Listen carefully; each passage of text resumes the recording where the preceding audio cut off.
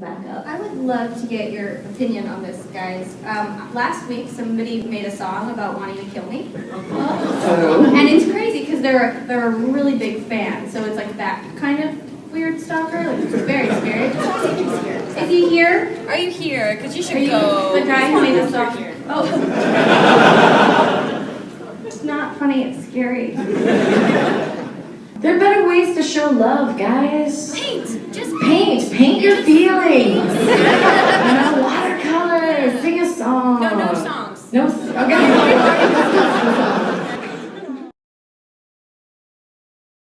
Actually, my first real sort of interaction was this little thing. It was a Yahoo talent show. Do you remember that thing? Perhaps? He was actually one of the judges. This was around 2006. And I was the 5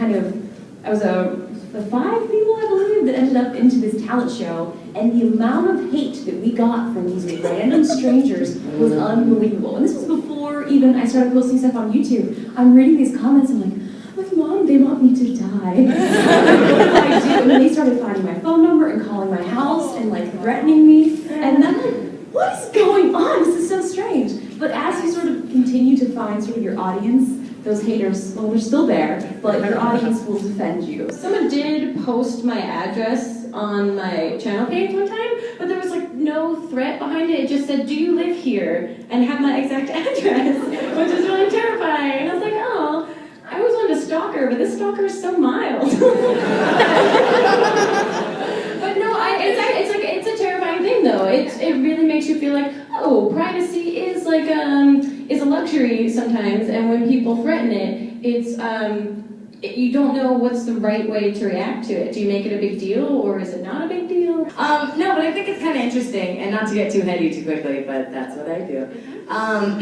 Is that, you know, we're 5 minutes into a Women on YouTube panel, and immediately what comes is there are people that like want to hurt you and threaten you, and you know, find you as this like kind of vessel for an outlet for aggression that they can just put out their fears with their mom, their reason to hate their ex-girlfriend. Suddenly, like, you become all those people to them. Yeah. And they have complete anonymity, and they can say whatever you want.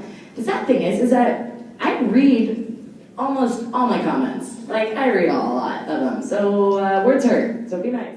I think for Milan and I, it's really strange too, because we're a duo. And so I think at being women, people find the need to be like, Milana is hard, Stevie is way weird looking. Like, they'll say whatever, and it's so strange because you're like, I feel like they don't compare guys like that. No, they definitely, you do not see 2 like male comedy duos, or like, you know, Abbott and Costello, and they're like, you know, fucking lose some weight, buddy, like, you know, there's none of that. But when you're a girl. I totally would fuck Penn. Yeah. Taylor can watch. I think we know what the space looks like.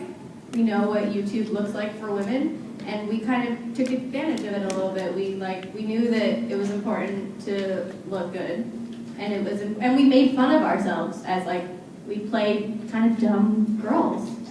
And I think one of the things that we've done a little bit strategically is make fun of ourselves before anyone else can make fun of us. Yeah.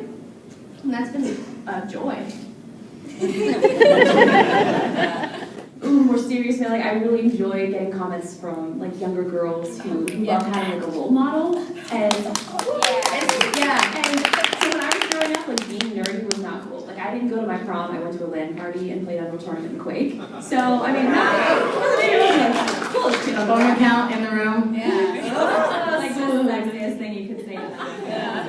So with me being nerdy before, in quotations, I mean, it wasn't really the coolest thing, and now, you know, I'm playing, it's probably not the best game ever, Saints Row, and some little girl's like, oh, I just picked up this game. I'm like, okay, that's probably not the best game for you to pick up. Maybe you pick up like LA Noire or something a little different. But seeing like these little kids go out and really just embrace technology and not be afraid to be like, no, I want to be a computer programmer. Like, I'm going to do it, and not feel like they're being judged for it. You know, I think of myself as a content creator. I don't think of myself like I'm a woman in this space, you know? If we had a 16-year-old girl standing right here, and she said, I want to get on YouTube and I want to do what you guys do, what would be the biggest piece of advice you would give her? Do it, and do it consistently, and don't be afraid to spend time finding your voice and how you think of the world. Actually, you can do it, but I want you to know that, I love you, and you need to love you, and you need to figure it out and be there for yourself, because once you put yourself out there in public, everyone else's opinions are going to come your way. And you need to have a solid understanding of yourself and a solid opinion of yourself before you can handle that kind of exposure. So that would be what I would say.